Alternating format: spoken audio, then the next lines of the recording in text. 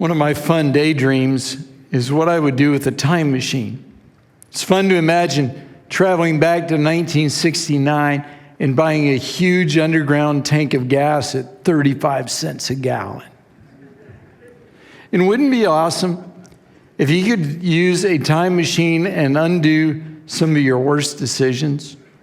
Some of you would turn back the clock to the moment he said, "Will you marry me?" Because now you know what the answer should have been. Should have been, "Not now, not ever, get out of my life, loser." You might jump in the time machine and go back to just before you took your first drink. If you could just undo that decision. It might be a job, might be something you said, something you did. If you had a time machine with the ability to redo your worst moments, life would be very different. Many of you would use that time machine to improve your financial condition. You could avoid debt. With the time machine and the benefit of hindsight, you could make amazing investments and set yourself up for the future with financial security. My favorite story about a guy who needed a time machine is Ronald Wayne, co-founder of Apple.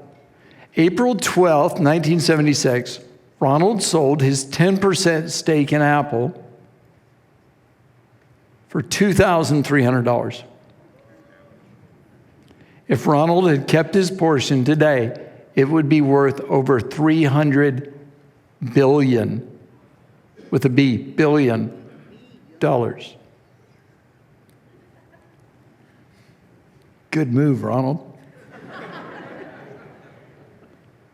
If you had the chance to do it over, most of you would live by a different set of principles. You'd save more, give more, invest more, and spend much, much less. You don't have the benefit of a time machine. You can't undo the past, but you can approach the future with a different mindset and a changed perspective on money. That's what this series is about. 3 words that will change your financial life and give you a completely different way to live. My focus is not you need to give a lot of money to the church, or you need to give more money to the church. That'd be great. That's not what this is about.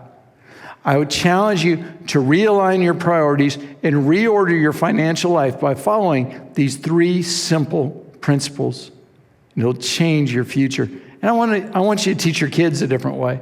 I want them to avoid crushing debt and horrible mistakes. I want them to position their lives financially where they can say, "Yes, Lord," to whatever He asks, and they're ready for immediate obedience.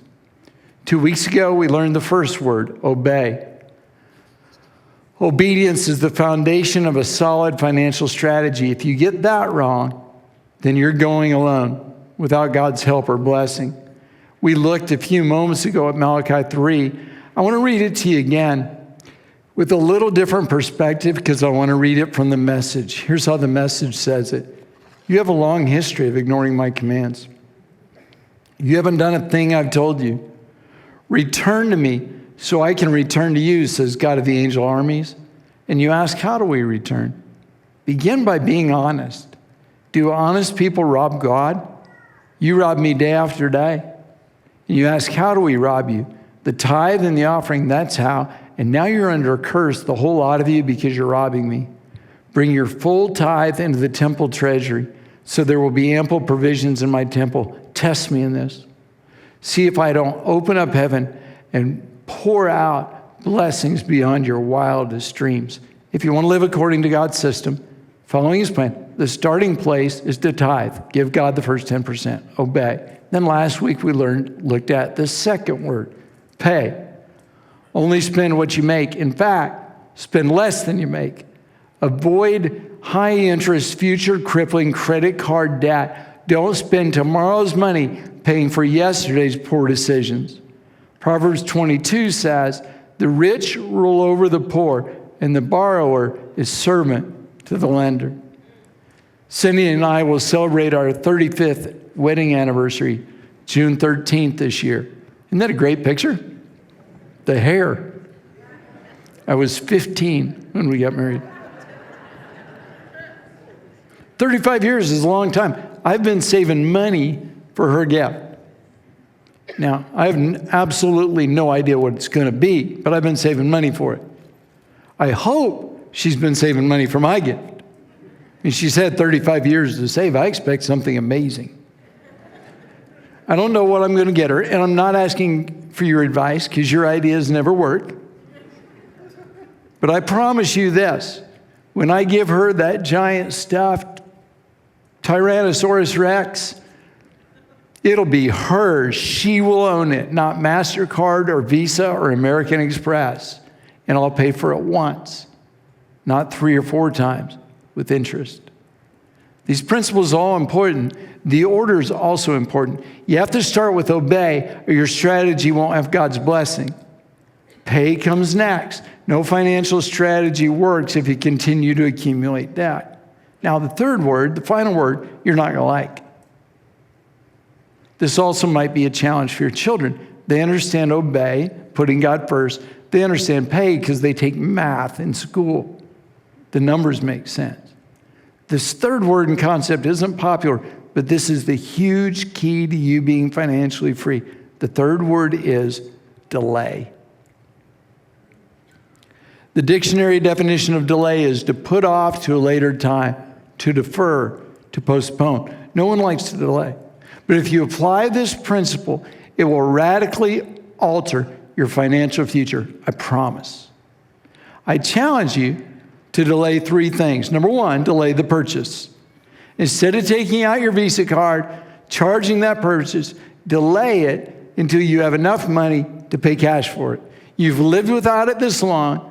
Live without it a little longer till you have the money. And often you'll find when you wait to save the cash, when the time comes, you won't want that thing anyway. One announcer on ESPN radio gave his grid, his 3 questions he asked before a major purchase. He asked, do I love it? Do I need it? Is it a good deal? And he'll only buy it if the answer is yes to 2 of the 3. Well, that's a good grid, but he missed one. Here's what the grid should be. Do I love it? Do I need it? Is it a good deal? Can I pay cash for it? And if the answer to those questions are yes, then go ahead. If you can't delay, many of you are still paying for things you no longer need that you bought to impress people you no longer like. Delay. Wait. When Tyler and Parker were younger, we wanted a bigger TV to play video games. We didn't immediately go buy it. Instead, we saved money. We delayed. Waiting can be boring, but we studied. We made it fun. We went to stores. We looked at dozens of TVs. We read research. We saved our money for over a year. Now, it's true. We didn't have the big TV the day we wanted it. But when we bought the TV, we took $100 bills to Best Buy. And here's the great thing. We bought a TV that cost more than we had. The sales guy came out and we said, we want that TV, but we don't have that much money. He said, well, it doesn't work that way. We said, get the manager. And he came out and we said, we really want that $1,100 TV, but we've been saving for a year and we only have $800. But we can buy it with these 8 $100 bills. We'll give it to you right now if we can have the TV. They took the deal. The boys loved the huge TV. I loved the fact it was paid for. It was worth the wait. One of the biggest benefits to delay is you avoid impulse buying. You're not buying things now on credit that you quickly figure out you don't want or need. Delay. I laugh when I see those commercials that say the next 15 callers will get an extra bonus, or call in the next 30 minutes for the special deal. Let me help you understand. They recorded that commercial months ago, and that commercial is airing in different stations, in different markets, with different time zones. They have no idea when it airs. Whenever you call, that's the deal. If you don't believe me, try it. Wait 40 minutes. And call and say, boy, I know I missed the deadline. What's the deal now? They won't know what you're talking about. The same deal is still there. Trust me, it's always there. They say call now because they know if you delay, you might not buy it. They want to create a sense of urgency, so you'll act without thinking or planning. I got to get that now. What a deal. That's the same reason why they want you to sign up for a loyalty program or sign up for their app, so they can send you emails and notifications that remind you how much you like their stuff and get you to immediately buy it without thinking about it. Turn off the app notifications. Unsubscribe from the emails. Don't fall for that trap. Wait, delay. And while you're delaying, here's the key: save the money. There are a lot of different ways to teach your kids this principle. Here's what we did with Tyler and Parker. We didn't spend a lot of money at Christmas and birthdays. Some years, we didn't spend any. We didn't have to, because their grandparents were out of control. And now I am an out-of-control grandparent, and I love it. We also didn't do the contest people have, my kid's birthday party is better than your kid's birthday party. We're going to impress you. We didn't do that. Each of our boys, from the time they were born until they turned 18, got one big birthday party with their friends. One. But for years, with all the money we didn't spend on presents and parties, we funded an investment account for them that they couldn't have until they graduated college or they turned 25. And along the way, if they put money in the investment account, we matched it. So if you gave Tyler $50 for his birthday, most of the time he put that in the account. I matched it. When they graduated college, their graduation present from us was their investment account. Every birthday present, Christmas present, and party that they didn't get for 21 years. Yeah, there were times they wanted a party or money, but as they got older and closer to graduation, they learned there's a payoff when you delay. It's never too early to teach your children this principle, but it's hard for them to learn it if you won't live it. Delay the purchase. Number 2, delay the upgrade. Advertising tells you to upgrade your computer, your cell phone, your car, your house, your golf clubs, your iPad, your iPhones. There's always something newer and better you just have to have. Upgrading is all about, I was happy with what I had until you told me what I didn't have. I loved my car until I saw that other car. My new car is still the same car I loved. The problem is, I've seen something different. As I think about it, some of you have approached marriage that way. That upgrade didn't work out, did it? My cell phone was just fine, but look at the camera on this new one, 40 megapixels. I don't know what megapixels are, but 40 has to be better than 30. I gotta have some more megapixels. Delay. Here's what makes it a powerful principle. On major purchases, like a car or a house, as you delay the upgrade, bank the difference. Bank the difference between what you're paying now and what the new one will cost. Cindy and I lived in our first house for over 15 years. We could have upgraded sooner. We could afford it. But we delayed.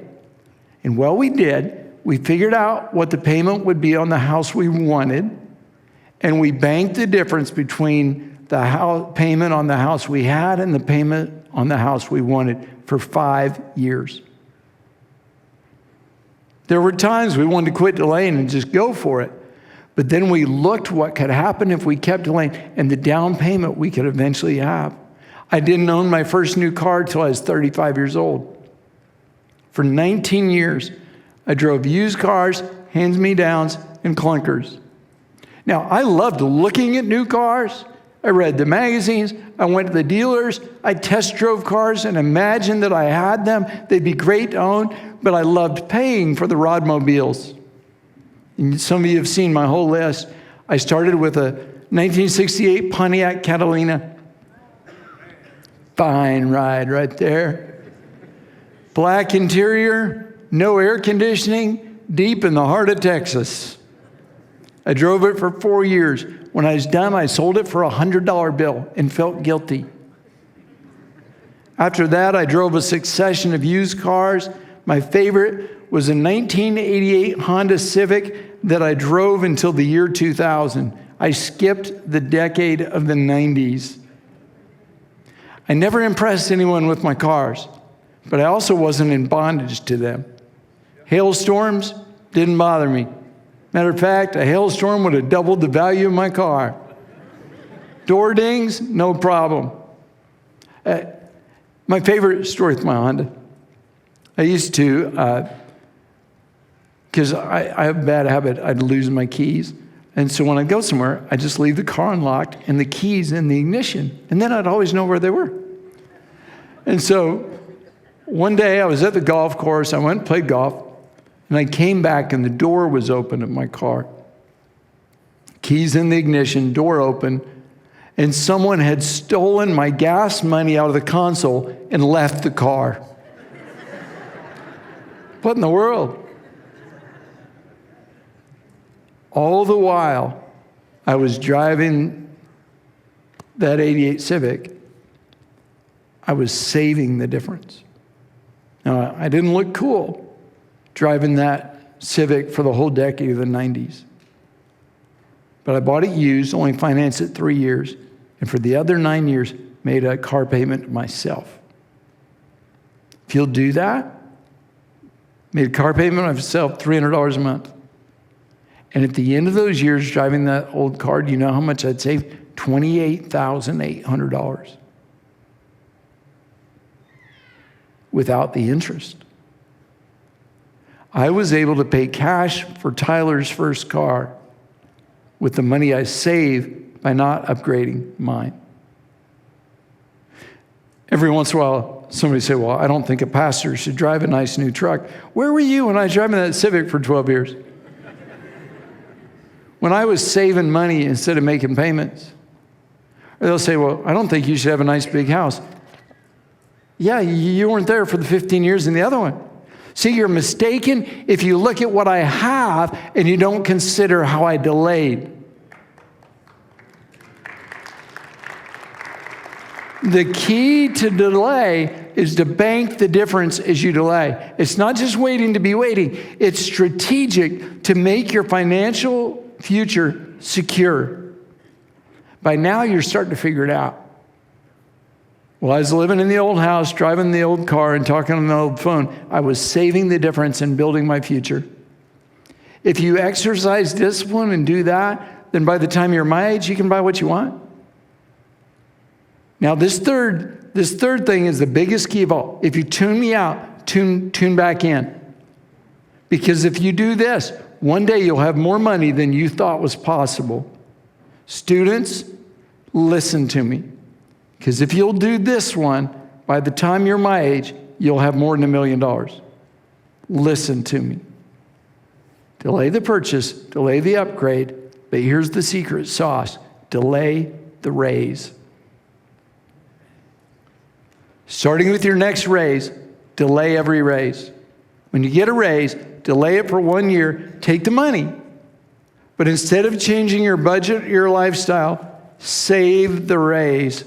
And then do that every year. The principle works regardless of the numbers. Let me show you how it works. I'll show you based on a young couple that I worked with. I'll use their numbers, okay? So let's say you've got an entry-level position. You're making a little more than minimum wage, not a lot more.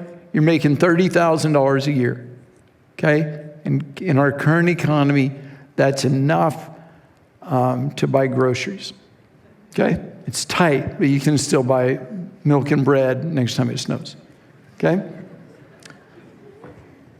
The next year, you get a raise to $35,000.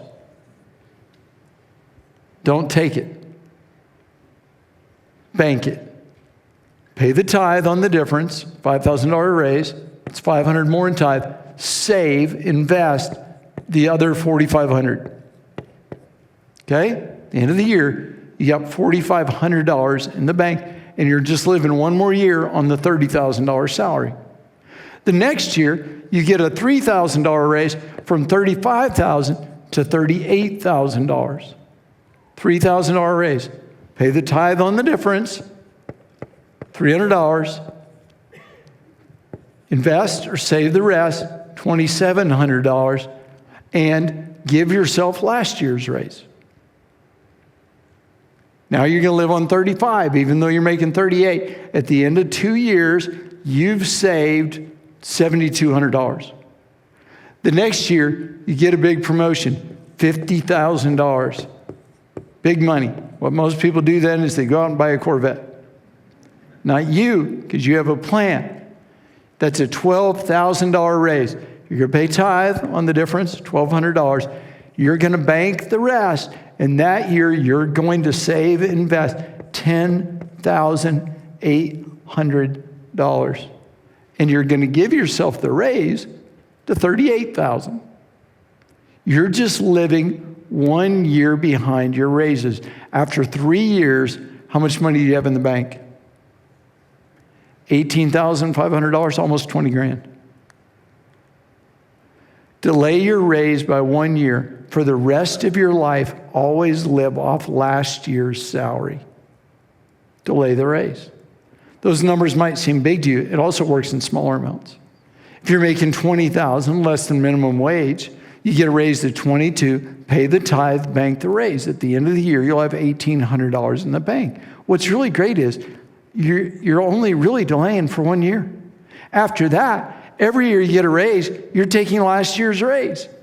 You're just living 1 year behind your raises. If you get reviewed every 6 months, same thing. Always live financially 1 raise behind. You say, Rod, that is unrealistic. Who would do that? Who would really do that? I've been doing that for 38 years.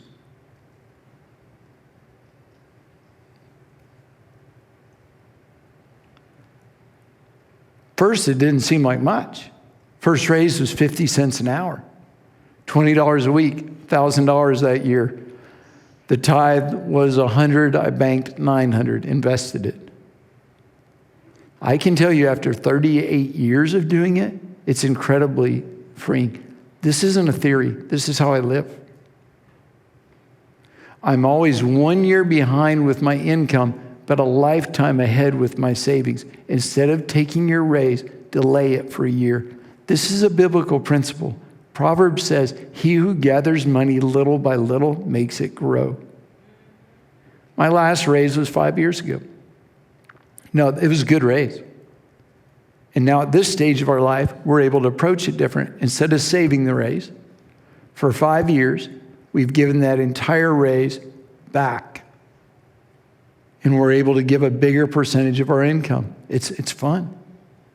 Now, before we go, I got to show you what really makes it amazing. Okay, if you delay the raise and you invest the money, I want to show you how it works.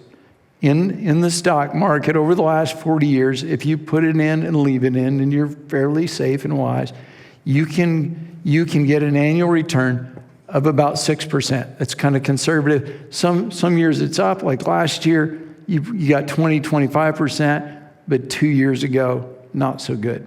So the average is 6%. Let's say by the age 22, using my theory, you're able to save, at age 22, with my theory, you're able to save $10,000. Okay? That's realistic using my theory. 6%. At 6%, that amount doubles every 12 years. You invest that. When you're 34, that amount is $20,000. When you're 46, that amount is $40,000. Now watch what happens. When you're 58, that amount is $80,000. And when you hit retirement age of 70, that amount is $160,000. That's if you never put another dime in. If all you had saved was that $10,000 and you did that, you'd have $160,000. But that's not what you're doing. Every year you're saving your raise. And so all that keeps multiplying and growing. It works. If you're really disciplined, 36 years from now, your money is worth 8 times what you invested. That's where Cindy and I are now. We've been doing this 38 years. The original saved raise is now worth more than 8 times what it was when we started. See, if you'll do the basic math, you'll realize this is the key to financial security, and this is the key to being able to do much more for the kingdom, and this is generational. We're not just doing this. We've taught our sons to do this, and they'll teach their kids to do this. Some of you are living in a family that's had a cycle of poverty for generation after generation. You can break the cycle. All you have to do is delay your raise for 1 year. For the rest of your life, live 1 year behind your income. So here's my question. What could you delay? What do you really want, but you could wait to have? Delay the raise, delay the purchase, delay the upgrade, wait, sacrifice, and get it later. To which you say, I don't want to wait. I want it now. The Bible talks about you.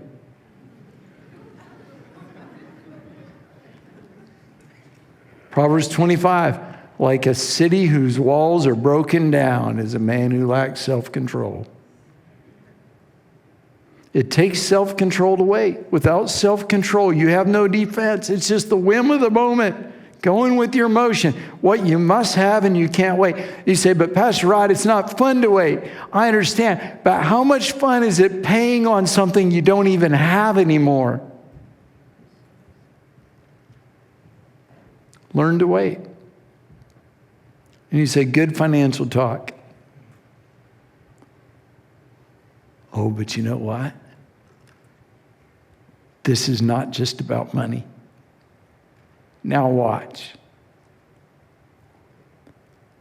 Why do people mess up their lives sexually?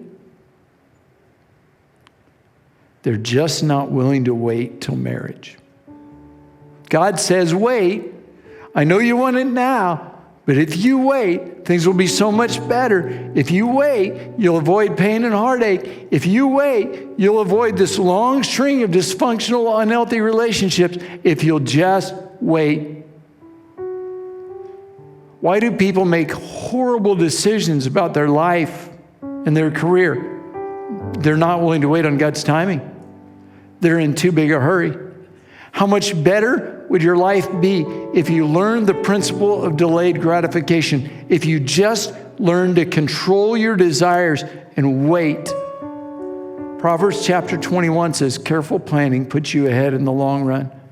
Hurry and scurry puts you further behind.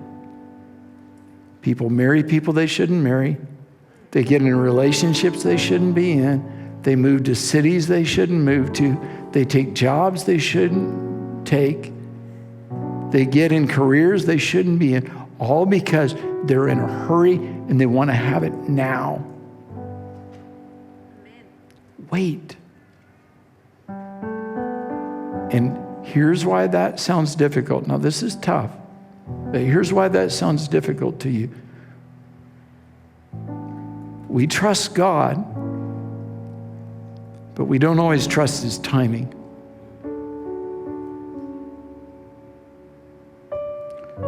God, I believe You'll bless me.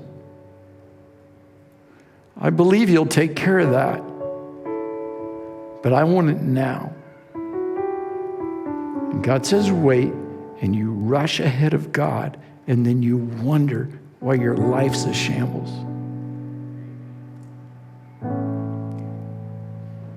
Wait.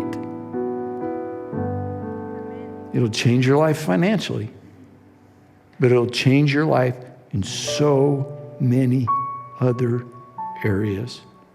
Trust Him. Trust His plan. Listen, God has good plans for you. He has good plans for your future. He has good plans for your marriage. He has good plans for your future spouse. He's got good plans for your finances. He has good plans for you. Trust him and trust his timing. I want to pray for you. Lord, help us, teach us to wait. Forgive us when we foolishly rush ahead. Forgive us, Lord, for unrestrained desire. Forgive us for thinking we've got to have it what we want right now. Lord, we know we can't undo the past, although we wish we could. But we do know by our decision to trust you and your timing, we can transform our future. And so we make the decision today to wait on you, to wait on your timing, and to trust you. Lord, I pray for some people that are early in their financial lives. I pray that they would put these principles in place: obey, pay, and delay. And they will be positioned to say yes to you, whatever you ask. They'll be phenomenally blessed by you and be able to phenomenally bless the kingdom and others because they exercise self-discipline early in their financial life. And Lord, for the rest of us who may be a little later along, help us not to rationalize and say, well, it's too late for me. It's never too late to put the right principles in place to trust you and trust your timing. Help us, we pray, in Jesus' name. Amen.